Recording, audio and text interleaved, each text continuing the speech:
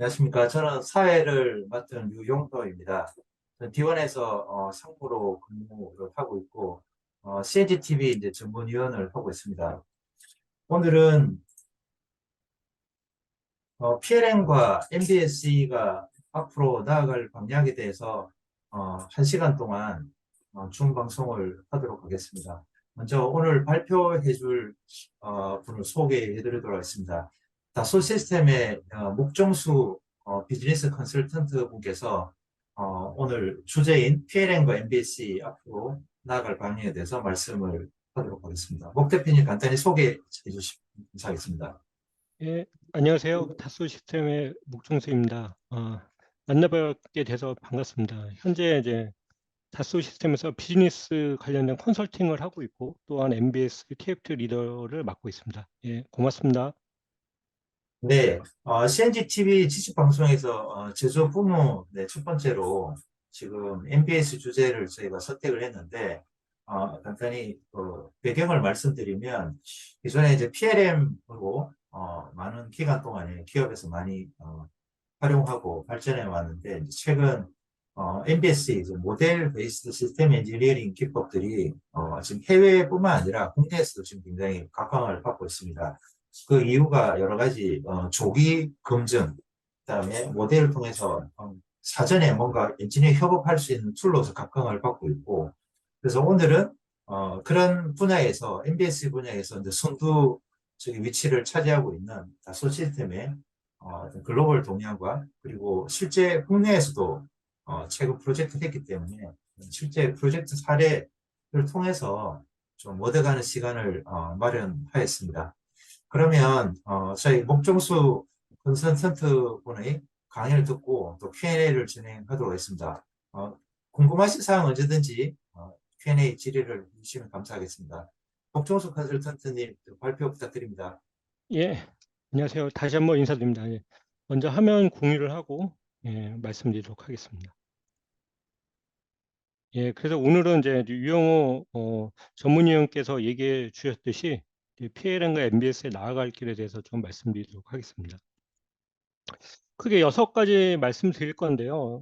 첫 번째는 현재 저희의 제품 개발 모습이 트렌드가 어떻게 변하고 있는지 저희 회사에서 좀 정리한 내용을 말씀드리고, 두 번째는 앞서 말씀하셨듯이 PLM과 MBS가 되게 핫한 주제인데 그럼 PLM과 어떤 차이가 있는지 그걸 좀 살펴보고, 세 번째는 그랬을 때 현재 그 해외 글로벌 회사들 또는 국내 회사들이 어떻게 MBS에 관련돼서 프로젝트를 하고 접근을 하는지 좀 말씀드리고요. 네 번째는 이제 제가 국내 프로젝트를 하면서 느낀 점에 대해서 좀 말씀을 드리고, 그리고 다섯 번째는 그러면 PLM과 MBS가 어떻게 가야 되느냐, 이거를 말씀드리는데 이게 결론은 그 유럽 쪽에 있는 한 회사의 그 모습을 보게 되면 우리가 어떻게 PLM과 MBS를 같이 가져가야 되는지를 말씀드릴 수 있을 것 같고요. 여섯 번째는 지금 요 상황, 요 내용에 대해서 이제 Q&A를 제가 유상무님이 이제 여쭤보시고 제가 이제 답변 드리는 그런 순서로 하도록 하겠습니다. 현재 이제 저희 회사가 이제 2022년 이전에 하고 현재하고 어떻게 제품 개발의 변화 모습이 바뀌어 나가는지를 저희가 이제 내부적으로 이제 조사를 한번 해봤습니다. 그래서 이게 1번부터 5번까지는 약간 비즈니스적인 그 내용들이고요. 그 6번부터 이제 10번까지가 이제 엔지니어링 영역인데, 보시게 되면 일단은 이제 그 마케팅 쪽은 이제 익스피리언스 마케팅이라는 게 좀 더 중요하게 되고, 그다음에 이제 새로운 전기차 플레이어들이 나오게 되고, 그다음에 배터리가 되게 중요하게 되고, 그다음에 동시에 이제 이런 것들이 결론은 이제 서스테이너블하게 비즈니스가 돼야 되고, 그러다 보니까 이제 서비스형 모빌리티 시장이 계속 늘어날 거다라고 이게 저희 회사가 이제 전망을 하고 있고요. 그랬을 때 그러면은 엔지니어링 영역은 어떻게 바뀌느냐? 일단은 저희가 이제 제품 중심으로 엔지니어링을 우리가 계속 개발해왔고 앞으로도 잘 하고 있죠. 근데 이제 요새 많이 하도되는 게 이제 익스피리언스 엔지니어링. 그래서 우리가 이제 제품 개발뿐만 아니라 고객의 체험 요소를 가미해서 제품을 개발하는 거고요. 이걸 좀 더 말씀드리면 체험을 통해서 제품의 차별화를 이룰 수 있고 그걸 통해서 제품 우리가 원하는 레베뉴를 매출 레베뉴를 달성하고 경쟁력을 이어나가는 이제 요인으로 생각을 하고 있습니다. 그다음에 DMU도 우리 많이 하고 있죠. 우리가 캐드를 가지고 DMU를 하고 있는데 그것들이 지금은 현재 버추얼 트윈 쪽으로 이제 방향을 잡고 나아가고 있다고 보고 있습니다. 그래서 이 부분은 이제 우리가 DMU를 하다 보면 우리가 디자인 리뷰를 위해서 이제 우리가 3D 데이터를 활용하거나 가상의 공간에서 그걸 봤는데 이걸 좀 더 확장해서 디자인 리뷰뿐만 아니라 버추얼 트윈 그 실물에서 실물과 그 가상을 연결시켜서 오퍼레이션까지도 가상의 공간에서 확인할 수 있는 방향으로 나아가고 있다고 말씀드릴 수 있고요. 그다음에 동시에 이제 그러다 보니까 이제 이렇게 이제 제품들이 복잡하게 개발이 되다 보니까 순차적인 게 아니라 이렇게 동시에 설계와 시뮬레이션을 동시에 하면서 계속 바로바로 그때그때 확인해 나가면서 개발해 나가는 모습으로 가고 있고요. 그다음에 이제 잘 아시다시피 이제 전기차가 이제 대두가 되면서 정기적인 요소와 이제 소프트웨어가 더 중요하게 돼가고 있습니다.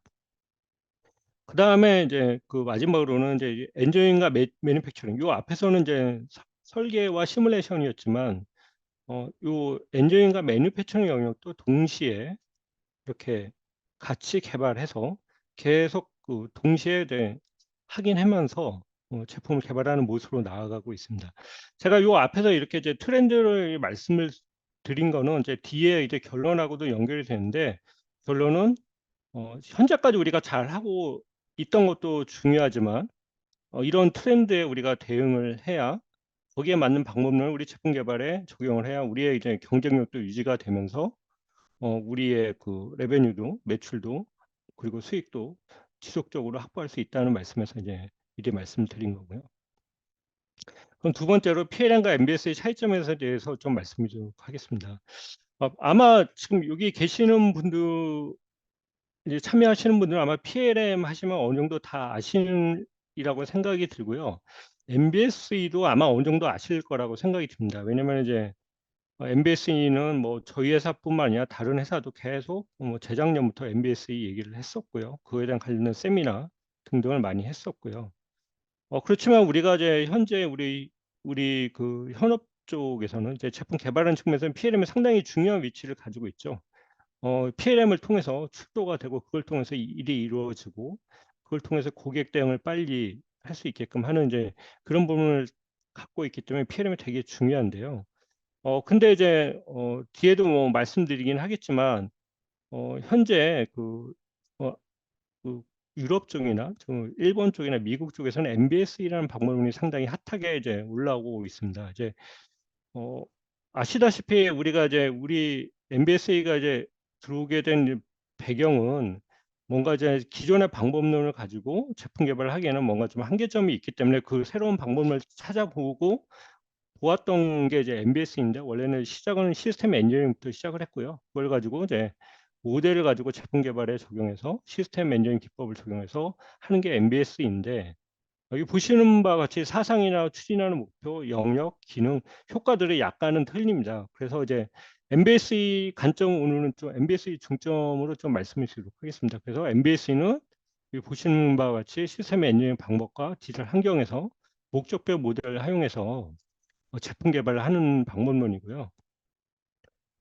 그러다 보니까 이제 목표가 좀 과학적이고 체계적으로 우리가 요구하는 성능을 달성하는 방법론이라고 보시면 되고, 그래서 조기 검증, 그다음에 복잡한 시스템을 잘 어떻게 개발할까, 개발 시간을 단축할 수 있을까, 품질을 향상할까, 원가를 절감할까 하는 쪽에 이제 포커싱이 되어 있습니다. 그리고 이제 영역은 상품 기획부터 생산까지 있고요.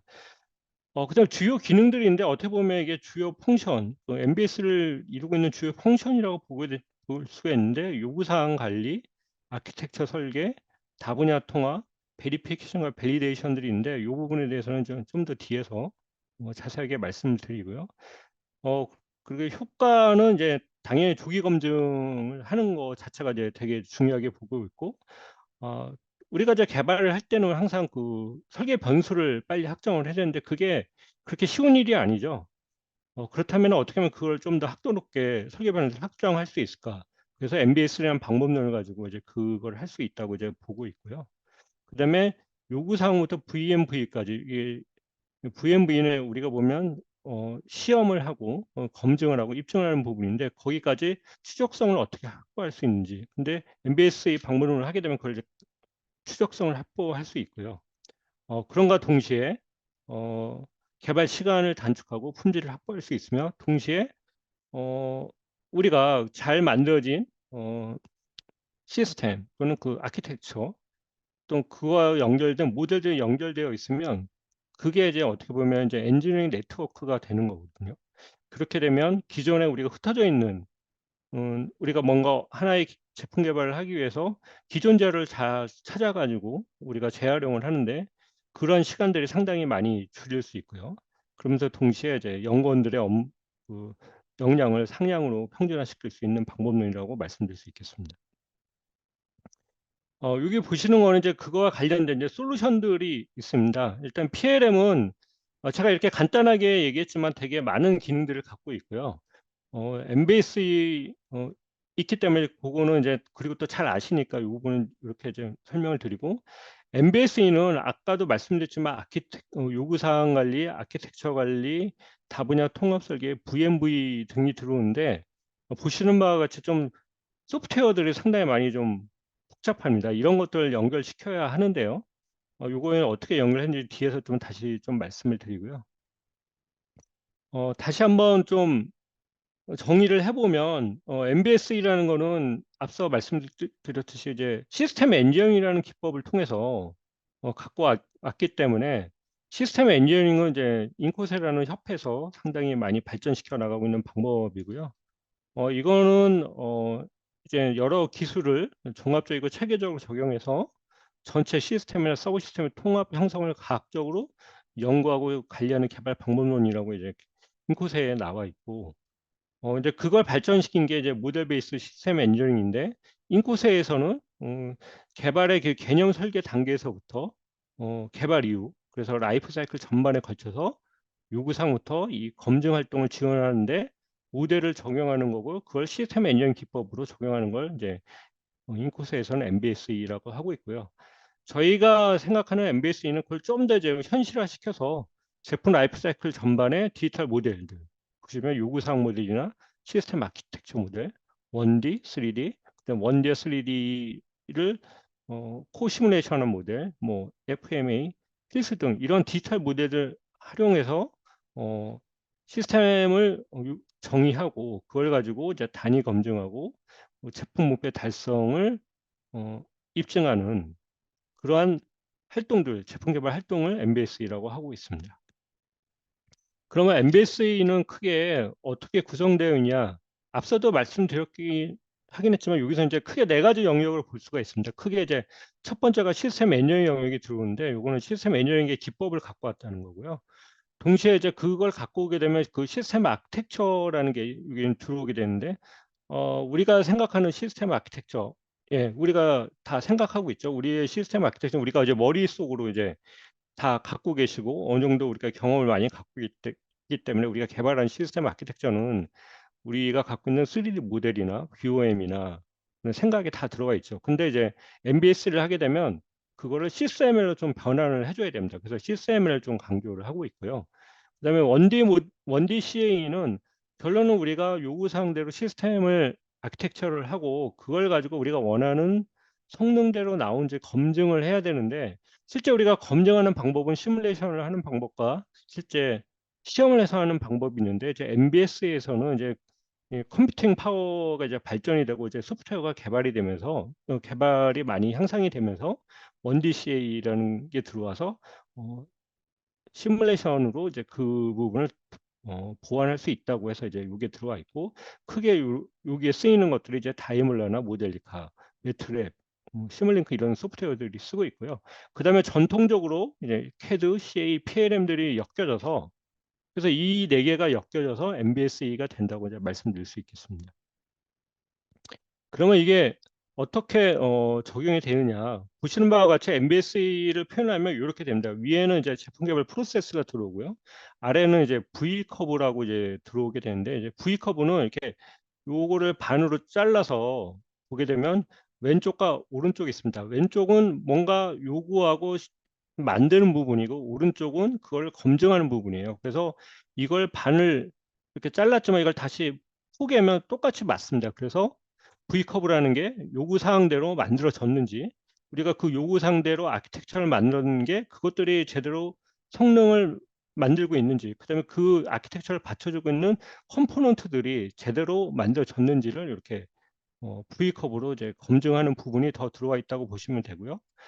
그래서 우리가 기획과 계획에서 요구 사항이 들어오게 되면 개념 설계할 때는 우리가 예전에는 시스템 아키텍처라는 거를 이제 그리죠. 이게 이제 CSML로 그리는 게 아니라 우리가 이제 도면이나 아니면은 뭐 파워포인트나 아니면 우리 이제 각각의 이제 그 회사의 그 양식에 맞춰서 아키텍처를 만들죠.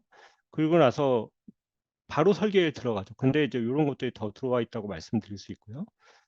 동시에 우리는 되게 이제 요구사항이 나오게 되면 요거는 이제 개인의 역량이나 각각의 그, 그걸 바탕으로 설계를 하게 되는데, 우리 설계도 되게 이제 기구 제어 회로로 이렇게 되어 있죠. 근데 이제 되게 시작이 요구사항이 나오게 되면 어느 정도 아키텍처를 만들고, 그거를 되게 순서가 기구가 먼저 만들어지고, 그 다음에 어, 회로가 만들어지고, 그 다음에 제어가 만들고, 어떻게 보면 순차적인 방법을 가지고 하는데, MBS에서는 그걸 이제 같이 통합적으로 할 수 있다고 이제 말씀드릴 수 있습니다. 그래서 오른쪽으로 가게 되면 그에 대한 검증하는 방법들인데, 검증하는 방법은 시험과 시뮬레이션이 있는데, 어, 여기는 이제 시뮬레이션 측면에서 보면은 1D와 3D의 코심이라든가 1D 자체라든가 이게 필수, 하드웨어 인더루프라는 이런 시스템을 통해서 할 수가 있고요. 시험은 각자 우리가 그 회사마다 품질을 확보하는 시험들이 있습니다. 그것들을 통해서 그 성능이 달성되는지를 확인할 수가 있습니다. 그래서 이제 제품 개발의 모습과 MBS의 모습이 이렇게 되어 있다고 말씀드릴 수 있고요. 결론은 그러면 이게 무엇을 하는 거냐? 우리가 이제 제품 개발을 하게 되면은 실제 그 요구하는 성능이 있습니다. 요구하는 성능을 맞추기 위해서 우리가 처음부터 100을 맞추고 시작하면 좋긴 하겠지만, 우리가 요구 성능을 맞추기 위해서는 그걸 100을 맞출 수가 없죠. 그래서 항상 우리 단계별로 성능의 목표치를 두고 개발을 하게 됩니다. 그러다 보면 어쩔 때는 성능의 목표치보다 낮게 나올 수도 있고, 높게 나올 수도 있고, 낮게 나올 수 있고, 높게 나올 수 있고, 이러면서 이런 과정을 반복을 하면서 제품 개발을 하게 되죠. 그럴 때마다 우리가 상당히 이제 어려움을 많이 겪죠. 왜냐하면 이제 기존에 그 제품 개발을 해봤던 경험이 있다면은 그런 거를 빨리 우리가 어, 여러 가지 방법을 가지고 동원해서 달성할 수 있지만, 이제 새로운 거라고 하면은 또 새로운 트라이얼을 많이 거쳐야 되거든요. 그래서 MBSE는 이제 그런 것들을 도와드리기 위해서 좀 더 우리가 그 시행착오하는 거를 많이 줄여드리기 위해서 이런 모델들을 활용해서 그런 목표 성능 달성을 좀 더 용이하게 할 수 있게끔 하는 게 이제 MBS의 사상이라고 보시면 되고요. 그랬을 때 그 단계별로 보시면 모델들을 이렇게 활용할 수가 있습니다. 그래서 제가 좀 요구사항 모델부터 VM 1번부터 9번까지 모델을 해놨지만, 우리가 그 기획 단계에서는 요구사항과 시스템 아키텍처 모델을 가지고 활용할 수 있고요. 개념 설계 단계에서는 아키텍처 이 요구사항 모델과 시스템 아키텍처 모델과 원디 모델을 통해서 활용해서 조기 검증을 할 수 있고요. 그러면서 이제 상세 설계 쪽에서는 이러한 모델들이 잘 활용된 거를, 그래서 뭐 1D, 3D 해석 모델들을 통해서 이런 성능을 달성할 수 있게끔 활용할 수 있습니다. 그래서 MBSE라는 게 결론은 제품 개발을 지금보다 더 좀 더 제대로 확도 높게 할 수 있는 방법, 할 수 있는 거를 도와드리는 거라고 이제 보시면 될 것 같고요. 그러면 이러한 것들에 대해서 이제 글로벌하고 국내 동향은 어떤지 좀 살펴보도록 하겠습니다. 그래서 MBSE의 뭐 여러 가지 말씀드렸지만, 결론은 우리가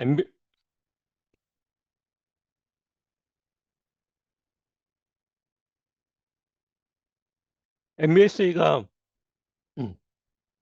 제품 개발과 이제 밀접하게 연결이 되었다고 말씀을 드릴 수 있고, 그 성능을 달성하기 위해서 MBSE를 하는데요. 보시는 바와 같이 이거는 이제 그 작년도에 그 엑센추어에서 발표한 자료입니다. 그래서 엑센추어가 이제 그 MBS에 관련된 그 비즈니스를 많이 하고 있는데 현재 시작하고 있는 회사들이 이제 진행하고 있는 회사들이 에어버스나 뭐 발레오나 BMW, 알스톰 이런 회사들이 하고 있고요. 현재 이제 이런 것들에 대한 요구가 이제 올라오고 있는 회사들이 이제 다임러 쪽, 그다음에 폭스바겐, 그다음에 ABB 이런 회사들이 올라오고 있고, 근데 이제 현재 인지 그 MBS가 필요하다는 걸 느끼는 회사들이 이런 폭스바겐 쪽의 인베디드 시스템 쪽이나 닛산 쪽, 그다음에 GE 쪽 이렇게 그 글로벌 회사들이 많이 이제 도입을 하려고 노력을 하고 있습니다. 그래서 저희 회사도 엑센추어하고 같이 이런 비즈니스를 하고 있거든요. 글로벌하게. 그래서 이제 요 진행 사항을 말씀드릴 수 있고요. 그리고 10월에 아마 저희 회사에서 글로벌 그 MBSA 관련된 컨설턴트 분들이 오실 겁니다. 아마 오시게 되면은 이제 좀 더 각 사별로 어떻게 진행이 되고 있는지를 좀 더 구체적으로 말씀드릴 수 있다고 있을 것 같고요.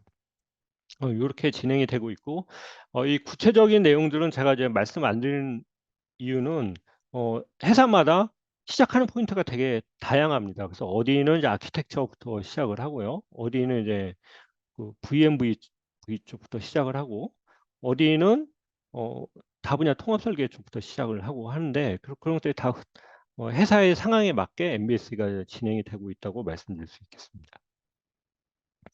그다음에 이제 국내 동향은 이제 일단 2022년에 작년에 한 거만 저희 회사가 한 거에 대해서만 이제 말씀드리겠는데요. 타사에서도 어, 이런 그 MBSA 프로젝트를 많이 했습니다. 근데 이제 일단 저희는 이제 저희 회사에서 한 것만 좀 말씀을 드리면 자동차 고객사에서는 이제 성능 아키텍처를 가지고 어, MBSA 프로젝트를 했는데 성능 아키텍처가 무엇이냐면은 우리가 아키텍처 하면 제품의 구조를 가지고 아키텍처를 볼 수가 있잖아요. 근데 여기서의 성능의 아키텍처는 거꾸로 이제 차량 성능에 대해서 차량의 내구성을 이루는 요소들이 무엇인가 그거에 대해서 아키텍처를 하고 그거에 대해서 파라미터를 도출하고 그거에 대해서 그 파라미터를 통해서 성능을 검증하는 검증 도구들을 도출해서 그걸 다 연계를 하고 그걸 통해서 차량의 내구성을 어떻게 하면 확보할 수 있는지를 시뮬레이션까지 하는 그런 부분들을 이렇게 프로젝트를 했고요. 그래서 여기서 이제 좀 특이점은 아키텍처를 제품으로 보는 게 아니라 성능 위주로 봤다는 거고요. 그래서 차량의 성능 위주로 아키텍처를 링을 하고 이제 그걸 봤고요.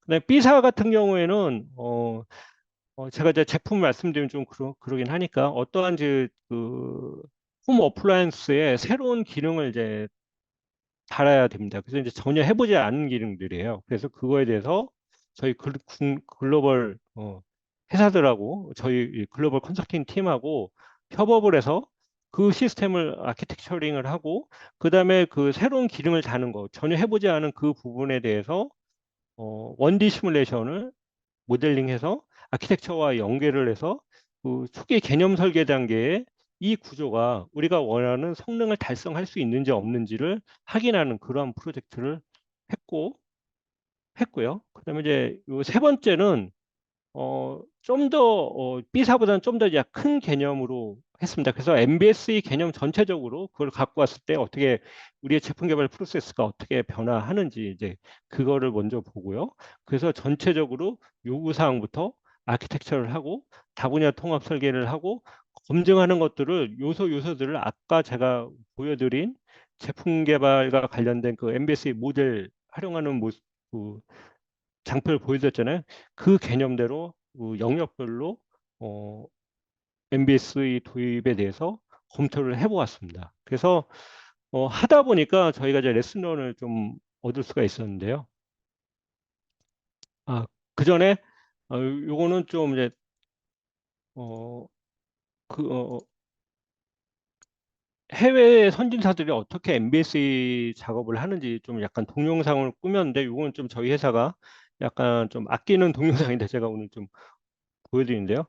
만약에 이제 요거는 이제 자동차회사인데 자동차에서 이제 아다스라는 그 새로운 그 구조를 다시 한번 이제 개발하게끔 이제 그 시장 동향을 보니까 그게 필요해서 이 상황을 견지를 하고 그걸 이제 아키텍처 디자인한테 그 데이터를 넘깁니다. 그러면 아키텍처 디자인은 좀 뒤로 넘어가면 아키텍처 디자인은 그거에 대해서 저희가 이제 MBSE 아까 이제 시스엠이라고 말씀드렸는데 시스엠을 통해서 그 아키텍처에 대해서 어떤 것들이 있고 그럼 내가 이번에 뭘 더 추가를 해야 되는지를 이런 아키텍처 모델을 가지고 확인을 하게 됩니다. 그래서 여기는 이제 유즈 케이스에 대해서 이제 좀 더 우리가 이제 확인을 하는 거고 뒤에는 그거에 대해서 좀 더 펑션을 어떻게 가져가야 되냐 그 새로운 그 요구 사항에 대해서 새로운 유즈 케이스에 대해서 우리가 펑션을 어떻게 가져가야 되는지를 좀 그리는 거고 요 아래는 그랬을 때 그 새로운 요구 사항에 대해서 실제 그 펑션이 어떻게 구체적으로 움직여야 되는지를 이렇게 액티비티 다이어그램을 표현을 하고요. 오른쪽에 보시면 그것들이 이제 결정이 되면 각 분야별로 예를 들면 이쪽은 소프트웨어 개발이거든요. 이 소프트웨어 그래서 그 성능 어떤 기능을 개발하겠다고 하면 결정이 되면 그 소프트웨어 쪽에서 연결이 돼서 그 소프트웨어 개발하는 게 이제 검토가 되고요. 동시에 여기는 이제 그거에 대해서 어떻게 보면 이제 회로 측면에서 그 로지컬 측면에서 어떻게 우리가 아키텍처를 가져가야 되는지를 좀 더 확인을 하고요. 그다음에 예.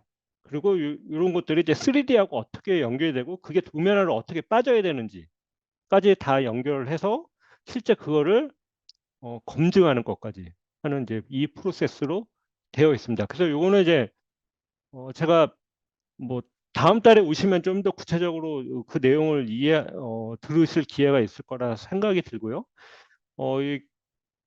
그래서 이제 글로벌 사들은 이런 전체적인 그림에서 이렇게 MBSA 도입을 하고 있고 각 영역별로 이렇게 자그맣게 시작을 하지만 이렇게 큰 그림을 가지고 전체적으로 진행을 하고 있다고 말씀드릴 수 있고 요 그림 보여드렸는데 이제 5개년 계획을 세우고 지금 차근차근히 하고 있습니다.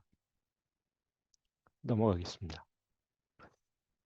그다음에 이제 레슨런에 대해서 말씀드리겠는데요. 그러면은 MBSE를 하게 되면 무엇을 우리가 고민을 해야 되느냐. 이제 여러 가지가 많이 있습니다. 근데 제가 이제 작년에 프로젝트 한 거에 중심으로 좀 말씀을 드리도록 하겠습니다. 첫 번째가 우리가 MBS를 하게 되면 아키텍처라는 개념을 우리가 좀 새롭게 생각을 해야 되고 그걸 어떻게 활용해야 되는지 고민을 해봐야 됩니다. 그래서 선진사들은 이 아키텍처라는 걸 가지고 기준 정보화하고 그걸 통해서 조기 검증하는 데 활용을 하고 있고 또 하나가 아키텍처와 BOM을 연계해서 전체적으로 개발 생산성을 올리는 데 이제 고민을 많이 하고 있거든요.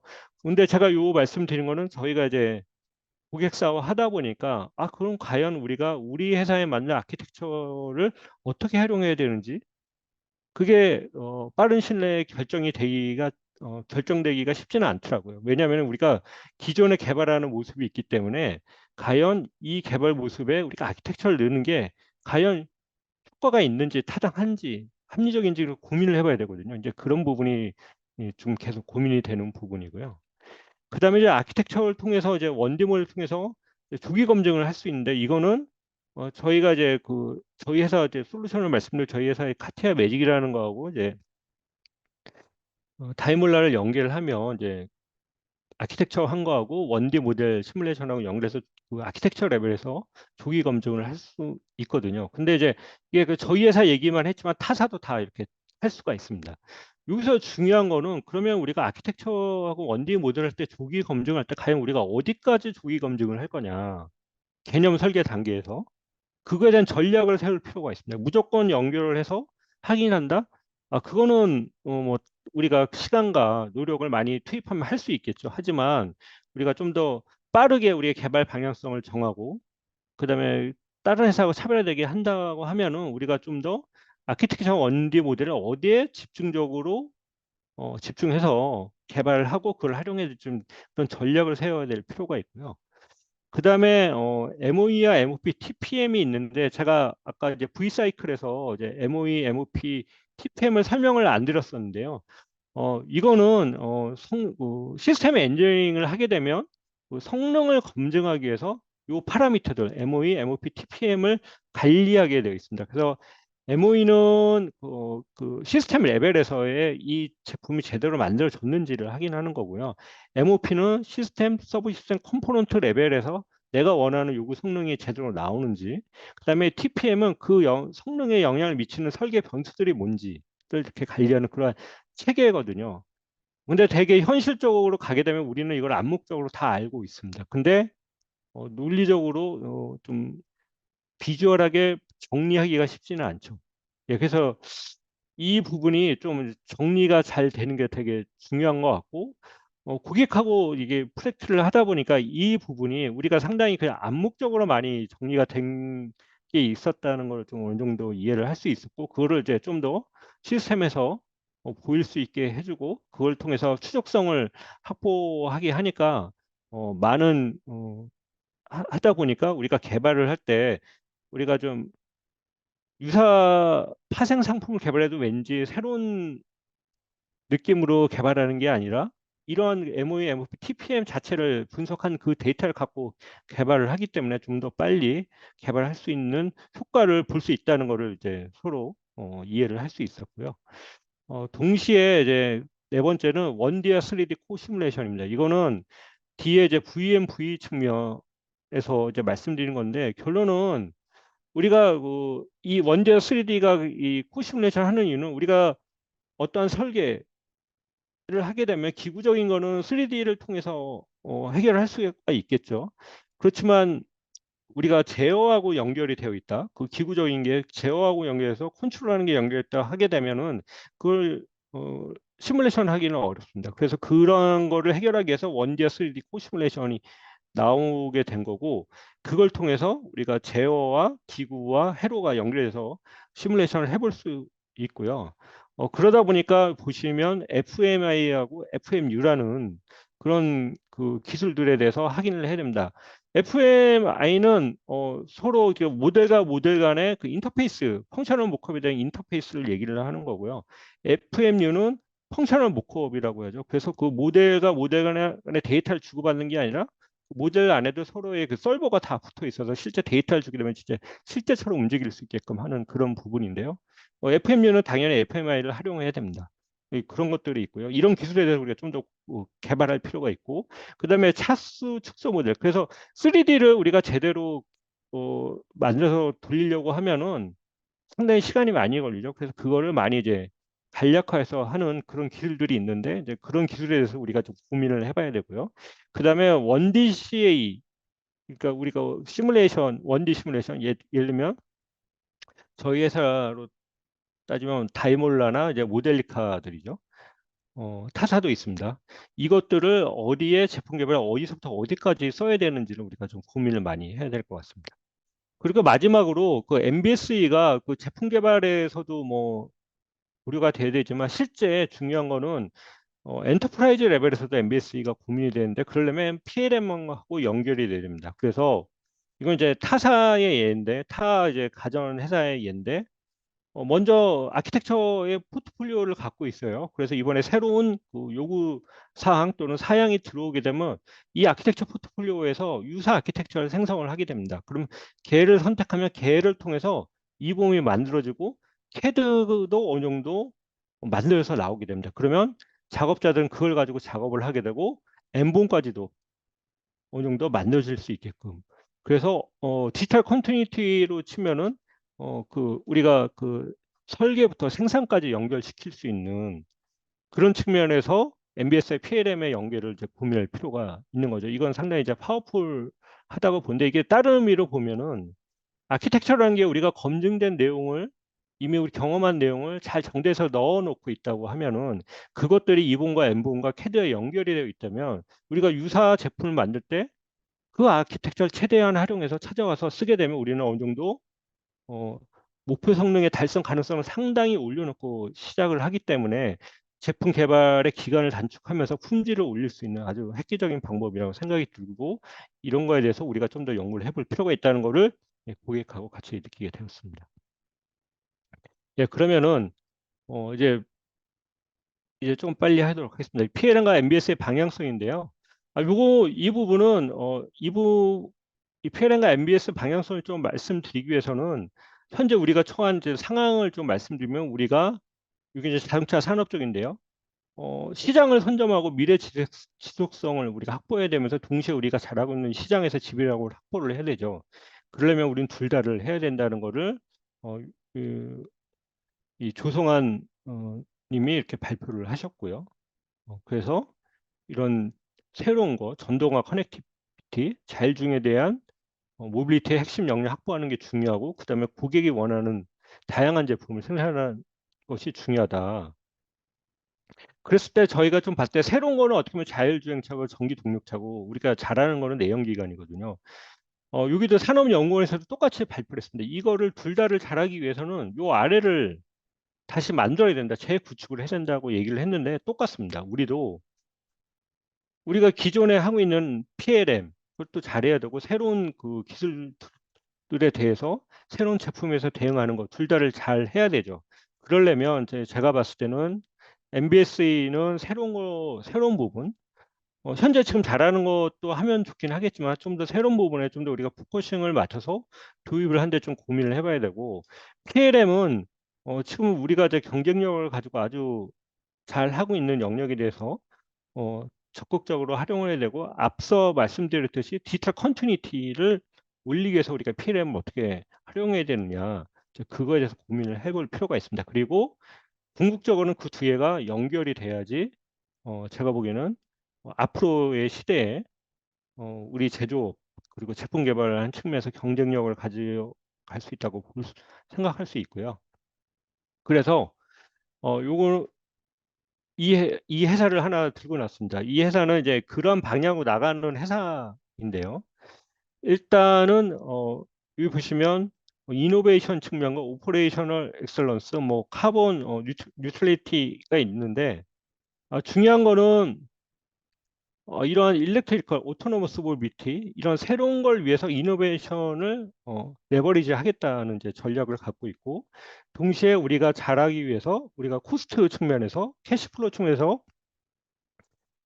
좀 더 우리가 좀 더 나은 환경을 나은 방법 나은 숫자를 만들겠다고 해서 오퍼레이셔널 엑셀런스를 가져가고 그다음에 이제 항상 요새 얘기하는 탄소 중립 죄송합니다.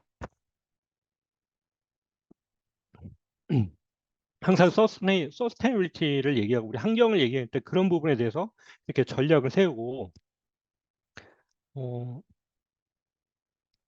전략을 세우고 이렇게 각자의 영역에서 이렇게 세부 전략을 세우고 나아가고 있습니다. 근데 이걸 제가 좀 더 좀 자세하게 설명드리면 좋긴 하겠지만 이걸 한번 눈으로 좀 봐주시고요. 중요한 건 이제 다음 장표인데요. 자, 그러면은 혁신을 위해서는 우리가 어떻게 해야 되고 그다음에 그 서스테이너비티에 대해서는 어떻게 되고 오퍼레이션 엑셀런스에 대해서는 어떻게 해야 되느냐. 근데 오퍼레이션 엑셀런스는 한마디로 얘기하면 우리가 잘 하고 있는 거 더 잘하는 관점에서 얘기하는 거고요. 혁신은 우리가 이제 그러면서 동시에 아까 그 자동차 산업 말씀드렸지만 새로운 이제 제품도 우리가 만들어야 되죠. 그러기 위해서 어떻게 되는지, 그다음에 동시에 우리가 이제 서스테이너비티나 환경을 고려해서 어떻게 되는지에 대해서 고민을 해야 되는데 이게 지금 앞서 말씀드린 회사의 차세대 PLM의 모습입니다. 그래서 현재 우리가 잘하고 있는 부분에 대한 엑셀런스를 위해서 프로덕트 라인 포트폴리오나 콜라보레이티브 프로젝트, 그다음에 체인지 앤 릴리스에 대해서 좀 더 강화하는 모습, 그걸 더 잘하기 위해서 이런 자기는 다 여러 가지 캐드를 통합하는 데 이제 중점을 두고 있고요. 동시에 이제 새로운 그 제품에 대해서 대응하는 방법은 이렇게 아키텍처를 들고 들어옵니다. 그래서 아키텍처를 들고 들어와서 얘하고 연결을 시키는 거죠. 그러면서 동시에 기후 변화, 그다음에 서스테이너비티를 위해서 이렇게 환경적인 요소를 하기 위해서 중량이나 CO2 관리를 하는 부분을 이렇게 다 집어넣어서 차세대를 기획을 하고 있습니다.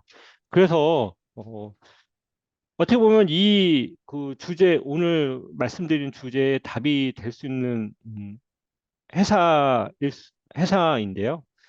그 회사도 2025년 앞으로 2030년까지 미래를 보면서 이렇게 PLM과 MBS를 활용하는 전략을 짜고 있습니다. 그래서 지금 이제 참석하시는 분들도 그러면 우리가 PLM과 MBSE 어떻게 보면 둘 다 나누는 게 아니라 상호 보완적으로 얘네들을 어떻게 적용해서 우리 회사의 경쟁력을 올 수 있는데 활용할 수 있을까를 이제 고민하시는 게 되게 중요할 것 같고요. 그래서 이런 모습으로 가고 있다고 이제 말씀드릴 수 있겠습니다. 예, 이제 결론입니다. 결론인데 하나 더 말씀드리면 현재 이게 테슬라고 이제 그 외에 이제 자동차 회사들인데요. 중요한 거는 테슬라가 거의 현대 자동차가 이제 매출액이 한 140조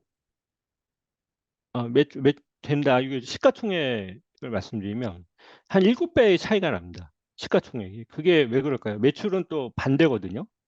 근데 그게 그만큼 시장에서 이제 그 테슬라를 보는 게 전기차 시장에서의 앞으로 이제 확실한 리더가 될 거고 그 시장을 리딩할 거라고 생각해서 그 프리미엄이 붙어 있어 이렇게 인정을 해주고 있다고 이제 볼 수가 있고요. 그랬을 때 그 테슬라는 어떻게 혁신을 하고 있냐? 그럼 올해 그 마스터 플랜 3라는 이제 테슬라 데이에 인베스터 데이에 발표한 내용을 보게 되면 크게 차량 디자인과 생산 공정에서부터 메가팩, 에너지까지 이제 혁신을 하는 부분을 계속 발표를 하고 있는데요. 중요한 거는 제가 보기엔 이 회사가 이렇게 혁신하는 건 우리가 다 잘 알고 있는데 좀 더 제가 요 아키텍처 부분을 갖고 온 게 모델 S에서 모델 3로 넘어가면서 아키텍처가 상당히 많이 간소화가 됐습니다. 그래서 그걸 통해서 코스트 다운되고 중량도 줄이고 파워도 이렇게 줄여 나가는 모습을 하고 있거든요. 이 말씀을 왜 드리냐면 앞으로는 우리가 뭔가 이 시장을 리딩하기 위해서는 우리가 잘 현재 만들고 있는 제품을 잘 만든 것도 중요하지만 아키텍처를 어떻게 가져가야 되느냐. 그걸 통해서 코스트나 경쟁 요소들을 어떻게 차별화시키고 내리고 경쟁사보다 우월하게 가져갈 수 있는가라는 고민을 해야 되는 부분이라고 생각이 들어서 이 장표를 갖고 왔고요. 그래서 우리가 좀 더 이제 아키텍처에 대해서는 좀 고민을 많이 해야 될 것 같다고 생각을 말씀드리고요. 예, 그래서 이제 마지막으로 이제 결론 말씀드리겠습니다. 그래서 어, 제가 좀 약간 뭐 많은 내용을 너무 좀 짧게 말씀드리라고 약간 간략하게 말씀드린 것도 있긴 하지만 크게 네 가지만 좀 다시 한번 확인해 주시면 될 것 같은데 일단 유럽하고 북미하고 일본 주요 기업들이 MBS에 도입하고 있습니다. 그래서 이에 대한 이제 관찰과 연구 지속적으로 하실 필요가 있을 것 같고요. 그리고 만약에 우리 회사가 MBS의 프로젝트를 하게 된다면 그 아까 말씀드린 레슨원에 대해서 좀 더 우리가 고민하면서 개념을 수립을 해야 될 것 같고요.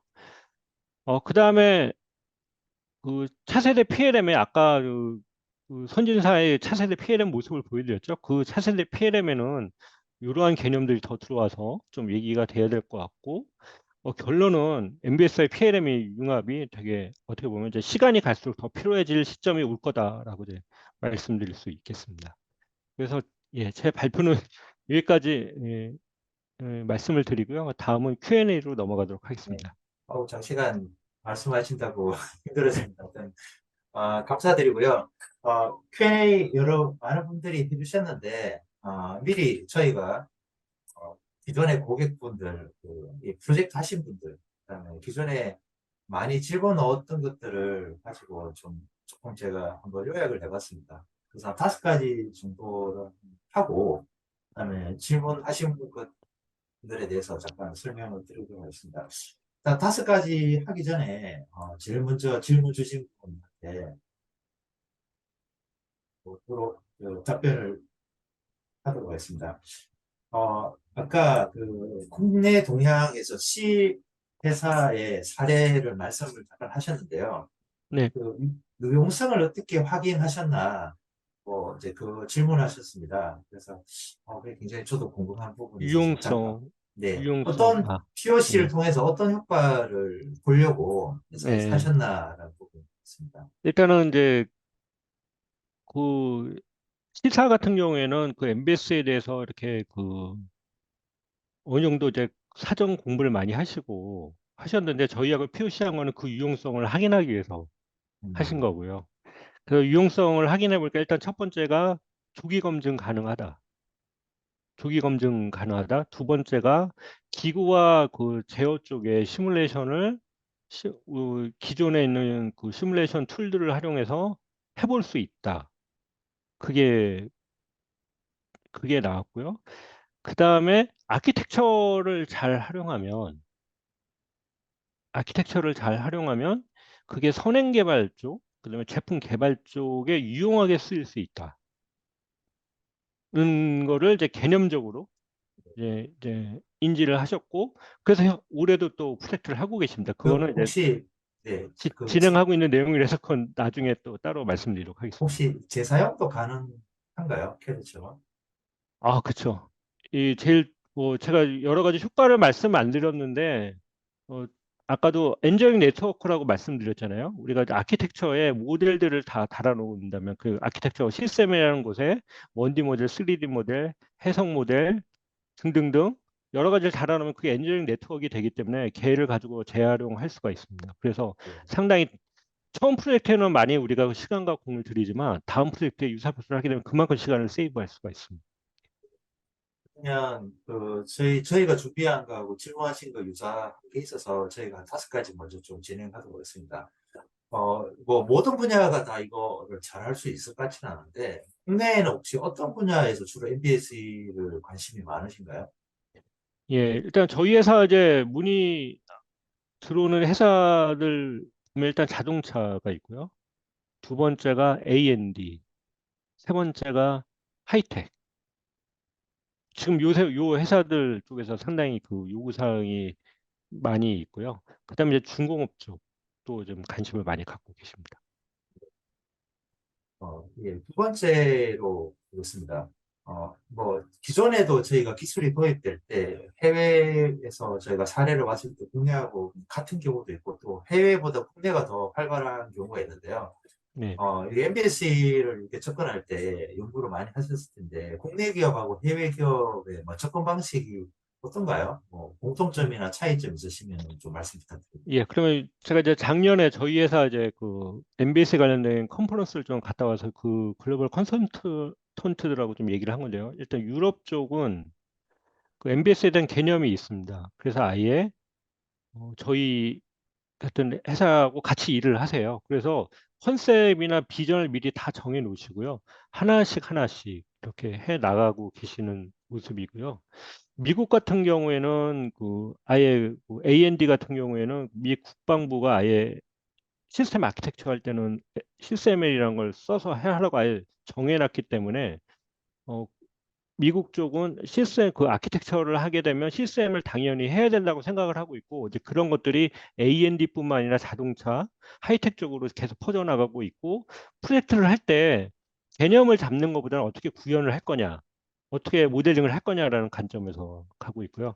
일본 같은 경우는 좀 약간은 이제 그 10년 전부터 MBS 도입을 많이 하고 있고 근데 일본은 어, 특이한 게 그 저희 같은 회사보다는 어떻게 보면 어떻게 그 MBS에 특화된 컨설팅 회사들이 있습니다. 거기서 추진을 많이 하고 있고 거기서 이제 고객들하고 이렇게 MBS를 추진하고 있고요. 저희는 이제 우리나라로 치면 우리나 이제 경쟁사가 그렇게 하고 있고 그 일을 그다음에 이제 차이점이 있다면 해외 기업들은 일단 큰 그림을 어느 정도 다 만들어 놓고 이제 하나하나씩을 확인해 나가는 쪽에 있다면 우리는 아직 그런 개념이 아직 덜 정립이 되어 있기 때문에 개념도 정립하면서 확인해 나가는 걸 동시에 추진하고 있다고 말씀드릴 수 있겠습니다. 예. 네. 이마디로 보면 해외는 이제 탑다운 방식이고 우리나라는 이제 버텀업 방식 약간 유사한 점이라고 생각이 듭니다. 세 예. 번째 질문을 하면 어, 그 질문 나온 다른데 메소놀리지가 비슷한데 MBS가 사실은 뭐 어떻게 보면 시스템 엔지니어링 있었지만 좀 새로운 개념이었잖아요. 모델 베이스드. 예. 그래서 제일 핵심이 제가 볼 때 아까 아키텍처 같은데 나머지는 우리나라가 굉장히 잘할 수 있는 영역인데 아키텍처 부분은 상당히 좀 감이 좀 안 올 수 있는 부분인 것 같습니다. 이 프로젝트를 직접 하셨고 또 하시고 계시는데 어떤가요? 인사이트가 혹시 예. 있으시면? 예. 상무님 말씀이 맞습니다. 어떻게 보면 다른 영역은 우리의 우리나라 회사들이 잘하고 있죠. 예를 들면 VPD나 버추얼 엔지니어링 이용을 잘하고 있고요. 근데 어떻게 MBS에 하게 되면 아키텍처라는 어떻게 보면 생소한 개념이 들어오게 돼요. 그래서 이걸 하는데 일단은 이제 그 현업분들이 이제 느끼신 게 첫 번째 좀 생소하다. 두 번째가 내가 아는 거를 내가 이제 잘 알고 있는데 이걸 이렇게 좀 이렇게 나눠서 해야 되냐. 예를 들면 이제 그 아키텍처를 한다고 하는 얘기는 크게 이제 저희 회사는 이제 9개의 다이어그램을 그려라고 얘기하는데 거기서 핵심적인 거는 유즈 케이스 아까 보신 유즈 케이스나 블록 다이어그램 그 구조의 관계를 그 각각의 주요 시스템의 관계들을 갖고 있는 블록 다이어그램 그걸 좀 더 구체적으로 한 게 인터널 블록 다이어그램 그리고 그거에 대해 그 구조에 나와서 기능을 이제 담당하고 있는 게 액티비티 다이어그램이고 그거에 대해 그 기능의 상태를 담당하는 게 스테이트 다이어그램이거든요. 근데 이제 그림을 그려야 될 게 좀 많아요. 그래서 9개 정도가 있는데 되게 한 6개에서 7개를 그리시는데 이거를 그렇게 공을 들여서 그려야 되는지 그거에 대해서 좀 고민을 많이 하고 계시고요. 근데 그리다 보니까 좀 더 우리가 현재 우리가 알고 있는 피상적으로 알고 있는 아키텍처를 좀 더 구체적으로 알 수 있고 그러다 보니까 그걸 통해서 원딜이라는 걸 연결하면 조기 검증이 가능하다는 것을 알게 되셨기 때문에 그래서 아키텍처를 잘 활용해야겠다는 생각은 많이 하고 계세요. 근데 아직은 이제 그거를 어떤 모습으로 가져가야 될까는 좀 더 고민하고 계십니다. 그래서 그 아까도 중간에도 말씀드렸지만 과연 얘를 가지고 조기 검증하는데 어떻게 활용할 거고 그다음에 이 아키텍처를 가지고 예를 들면 선행 개발 쪽하고 제품 개발 쪽하고 어떻게 연결을 해야 될 거고 그다음에 그걸 가지고 생산 쪽하고 어떻게 연결할 건지 그런 고민은 많이 필요합니다. 예, 그러면 기존에도 뭐 구조에 대한 오류들이 많은데 요즘에 캐드의 구조가 보험 구조하고 일체화 시키는 그런 개념들이 요즘 많이 있지 않습니까? 그래서 예. 그렇게 해서 보험하고 캐드에서 벌어지는 위원화에 벌어지는 오류들이 요즘에 많이 잡혀가는데 이 MBS 아키텍처 활용하면 그걸 한 단계 더 뛰어넘어가지고 보험에서 오류들이 좀 생길 수 있지 않습니까? 예, 예. 구조적으로 예. 이런 것들도 약간 볼 수 있는 뭔가 게이트가 하나 생길 수 있을까요? 아, 예. 그 아까도 제가 이제 그 사례에서 그 아키텍처부터 활용해서 봄까지 연결시키는 그 설명을 드렸잖아요. 근데 제가 이제 뭐 장표를 좀 뭐 설명드리면은 보시면 이해가 가실 텐데요.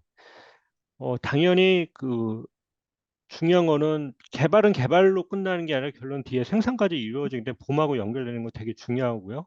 그거에 대한 고민을 많이 하고 있고 아까 사례는 어, 월풀 사례입니다. 월풀이 이제 그렇게 하고 있거든요. 그래서 이제 저희도 우리 회사도 이제 그런데 이제 우리나라 회사도 영감을 받고 이제 그렇게 하면 좋겠고 그런 게이트웨이는 생길 것 같습니다. MBS를 도입을 한다고 하면은 당연히 그렇게 될 거라고 네. 생각이 들고요. 예, 네. 약간 우리나라의 또 큰 축이 약간 반도체 쪽이지 않습니까?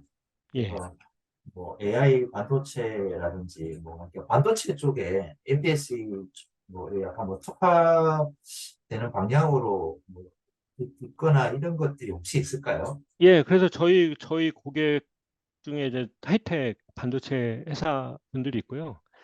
중요한 거는 이제 그 시스템 반도체나 이거 할 때 아키텍처를 만들어야 되는데 그 아키텍처를 얘는 이제 다 이제 CAD로 막 이렇게 일일이 그리셨는데 그게 이제 CSML이라는 걸 도입을 해서 그 부분을 대체하고 그걸 좀 더 아키텍처를 좀 더 면밀하게 설계할 수 있게끔 활용하고 계신 부분도 있습니다.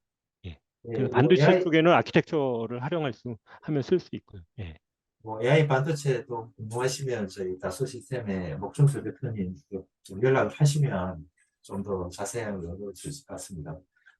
이제 네 번째 질문을 좀 하도록 하겠습니다. 현실적으로 이 MBS를 하다 보면 제일 어려운 부분이 제가 볼 때 시스템의 모델링 같습니다. 왜냐하면 안 해봤기 때문에 라는 첫 번째가 있을 것 같고, 그러면 이런 부족한 어려움이 있는데, 그렇다면 다소 시스템에서 프로젝트 하실 때는 이런 어려움이 혹시 뭐 똑같이 있었는지 아니면 또 그 프로젝트를 하실 때 인력은 충분한가 또 아까 어떤 스킬 뭐 저희가 볼 때 시스템 공학을 전공을 해야지 되지 않을까? 뭐 이런 생각이 있는데 이 부분에 대해서 좀 말씀해 주시면 감사하겠습니다. 예. 첫 번째는 저희 다수 시스템 코리아도 이제 시스템엘이 이제 그 하시는 분이 그렇게 많지 않으셨어요. 그래서 글로벌 도움을 받아서 했고요. 그래서 고객도 이제 그걸 통해서 고민을 하고 좀 배우고 하면서 이렇게 하고 있고요. 두 번째, 그래서 어, 그렇게 해결하고 있고 타사는 만약에 이제 아키텍처가 있으면 그런 부분은 이제 아키텍처 전문 컨설팅 회사들이 있습니다. 국내에도.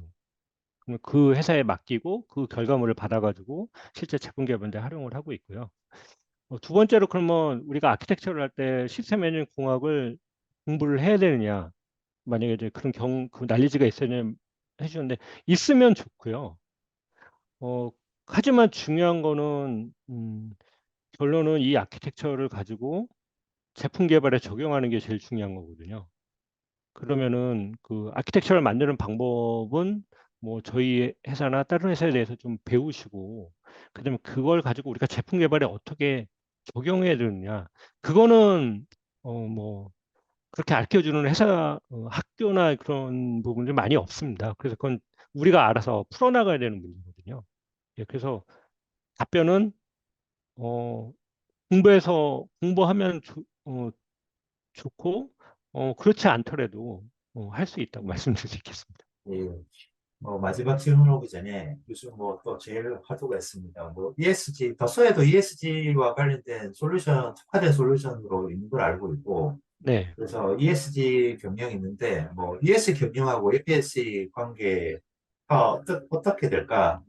이 질문과 붙여가지고, 뭐 요즘에 ER100처럼 이 수출할 때 우리가 또 예, MBS나 이런 것들이 또 어떻게 약간 도움을 줄 수 있는가에 대해서 좀 말씀해 주시면 예. 감사하겠습니다. 일단 당연 그 요새는 이제 ESG가 되게 이제 중요한 하도고 결론 MBS라는 게 그 시스템 엔지니어링이라는 게 이제 기반이 되는데 시스템 엔지니어링은 실제 우리가 요구하는 그 제품이 있으면 우리가 요구하는 성능들 그게 만들어졌는지라는 걸 고민을 해야 되는 거고 그걸 어떻게 달성할지를 고민해야 되는데 우리 요구 성능 중에 ESG 달성을 원한다면은 그게 시스템 엔지니어링 기법에서 절차적으로 그 환경에 관련돼서 검토할 수 있도록 그게 들어가야 되고요.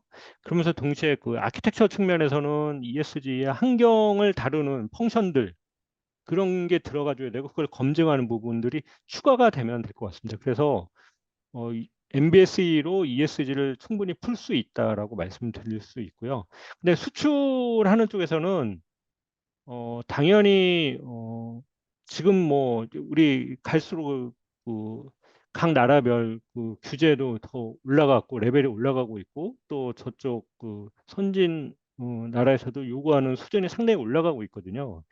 그러면은 MBS를 도입을 해서 어, 효과를 볼 수 있는데 예로 이게 국방 산업인데 어, 어느 우리나라의 국방 회사가 있어요. 근데 어떤 전투 무기 체계를 팔려고 했는데 그래서 무기 체계를 팔기 위해서 미국에 있는 어느 회사하고 협업을 해서 미국 국방부에 납품을 하려고 했는데 전제 조건이 무기 체계의 아키텍처를 만드는 게 전제 조건.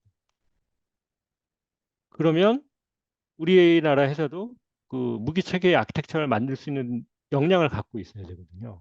그래서 앞으로 우리가 이제 그 좀 더 넓은 시장, 미국이나 해외를 보게 되면 그 허들 중에 하나가 아키텍처라는 부분이 들어오게 됩니다. 그러면 그걸 준비하고 우리가 그걸 만들 수 있는 역량은 어느 정도 갖고 있다면 수출하는 데 기여를 할 수 있다고 볼 수 있습니다. 예. 네, 저희가 뭐 이야기를 좀 네, 내용이 많다 보니까 저희가 한 10분 정도 더 쓸까 합니다. 뭐 5시 한 10분 정도 마무리할 것 같고요. 오늘 발표 자료는 발표 끝나고 네, 설문조사 후에 저희가 다시 PDF 버전으로 저희들이 제공을 할 예정입니다. 어, 혹시 뭐 여러 가지 질문 중에 여러 가지 섞여 있는데 이제 목 대표님 생각하시기에 이제 다소의 FSE가 뭐 다른 데라든지 뭐 혹시 뭐 차별화 포인트가 있는지 이런 분들 많은 질문이 있는데 혹시 어떠신가요? 여러 예, 회사들이 이제 MBS를 많이 예, 소개하지 않습니까? 그러니까 이 식으로. 네네. 네.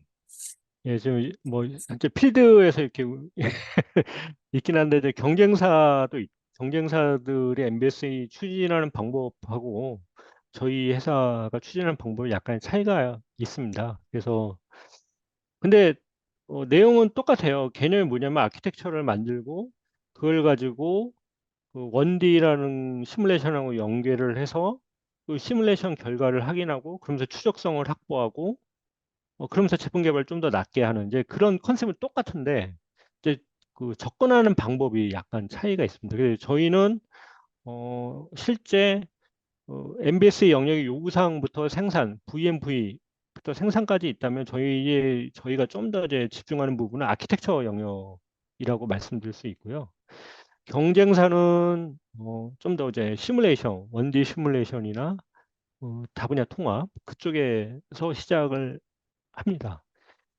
근데 이제 말씀드렸지만 시작 그 접근은 틀리지만 바라보는 사상은 똑같거든요. 결론은 제가 앞에 말씀드린 그런 요구 사항대로 아키텍처를 만들어서 그걸 검증해서 빨리 제품을 내게끔 그 사상은 똑같은데 그 접근하는 방법이 틀리고요. 그래서 저희 회사의 그 차별 포인트는 아키텍처 중심이고 좀 더 강점이 있다면 어, 개념 설계 단계에 아키텍처를 도입을 하고 그걸 통해서 1D 시뮬레이션을 통해서 조기 검증하는데 좀 더 저희가 타사보다는 많은 강점을 갖고 있다고 말씀드릴 수 있습니다. 그게 왜 그러면 이제 약간 솔루션 얘기를 해서 좀 죄송한데 저희 회사의 아키텍처 그 솔루션이 1D 시뮬레이션하고 연계하기가 되게 잘 편리하고 또 1D가 다이몰라라는 건데 걔가 또 모델리카라는 걸 품고 있거든요. 그래서 걔에 대한 음, 라이벌을 충분히 저희가 활용할 수 있고 또 그걸 바로 이식할 수 있기 때문에 그래서 뭐 이렇게 인터페이스를 거치지 않거든요. 그냥 이식만 하면 되거든요. 그렇기 때문에 좀 더 용이하게 할 수 있다고 말씀드릴 수 있겠습니다. 그 다음에 두 번째는 전체적으로 그런 그 데이터들, MBS에 관련된 데이터들을 플랫폼에 올려야 되는데 플랫폼에 올려서 관리를 해 추적성도 관리가 되고 재활용이 되지 않습니까? 근데 저희가 그쪽에서는 이제 타사보다 많은 강점이 있다고 말씀드릴 수 네. 있겠습니다. 예.